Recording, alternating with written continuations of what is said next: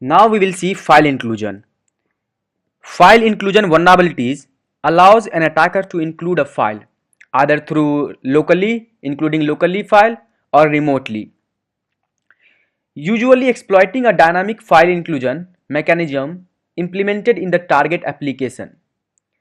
The vulnerability occurs due to the use of user supplied input without proper validation. So let's talk about the impact of this vulnerability first. Impact of file inclusion. So impact will be code execution on the server. You can basically what that mean, code execution on the server, what that mean, you can try to execute a meter-peter command there, the meter-peter shell command, reverse connections there. You can also execute code execution client side also, or you can use for DOS attack.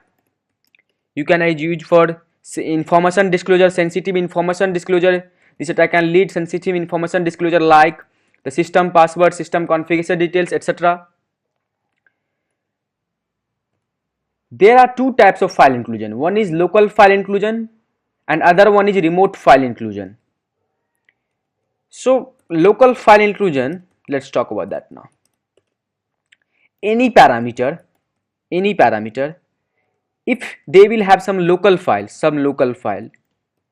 example any.com/index.php referred equal to whatever login.php.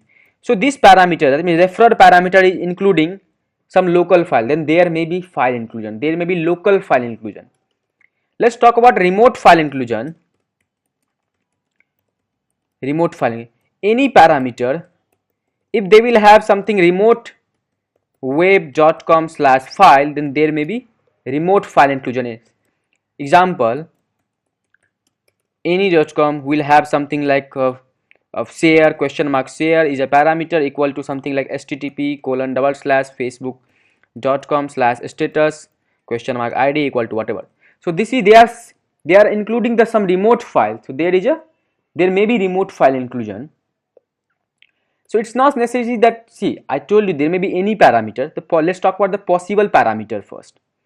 So these are some common parameters you have to look for LFI and RFI, like file, document, folder, root, path, PG, style, PDF, template, PHP path, document, destination. So these are for the local file, the first one, and another one for remote file inclusion.